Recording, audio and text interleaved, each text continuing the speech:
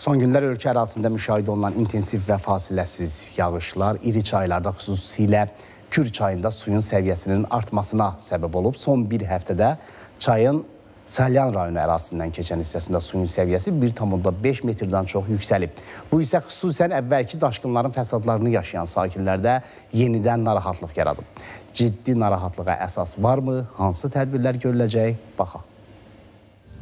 Ölkə ərazisində bir neçə gün yağan aramsız yağışlar dağ çayları ilə yanaşı, Respublikanın ən böyük su arteriyalarından olan Kür çayına da ciddi təsir göstərib. Xüsusilə çayın Salyan və Neftçala rayonlarından keçən hissəsində suyun səviyyəsində artım daha qəbarıq hiss olunur. Müşahidələr göstərir ki, Kürdə suyun səviyyəsi demək olar hər gün yüksəlir. Təkcə son bir həftədə Salyan ərazisində suyun səviyyəsi 1,5 metrdən çox qalxıb. Ümumilikdə isə minimum hədlə müqayisədə artım artıq 2,5 metri ötüb.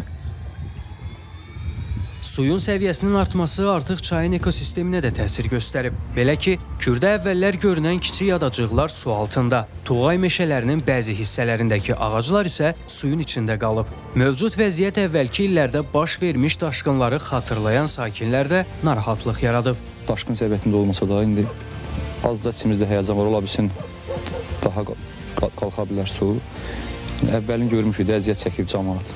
Həyət yanı sahələr su zığ basır, yəni çox çətinlik evlər, hətta uçan evlər olur. Bir neçə il bundan qabaq bu möhkəm daşımışdı, narahatçılıq var idi.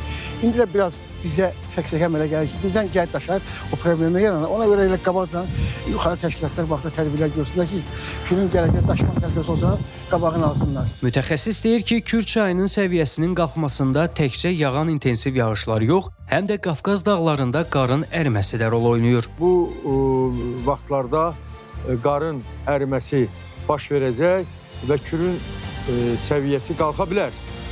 Əgər belə davam eləsə, artım getdikcə çoxalsa, onda narahatçılıq əmələ gələ bilər. Hal-hazırda elə bir çətinlik, elə bir qorxu yoxdur. Hazırda Kür çayında su sərfi saniyədə 500-700 kubmetr arasında dəyişir. Mövcud vəziyyət hələlik Kür ətrafı yaşayış məntəqələri üçün ciddi təhlükə yaratmır. Sadət Ayaz qızı Firqət Əhmədov, Sərdar Əliskəndərli, ATV Xəbər, Salyan.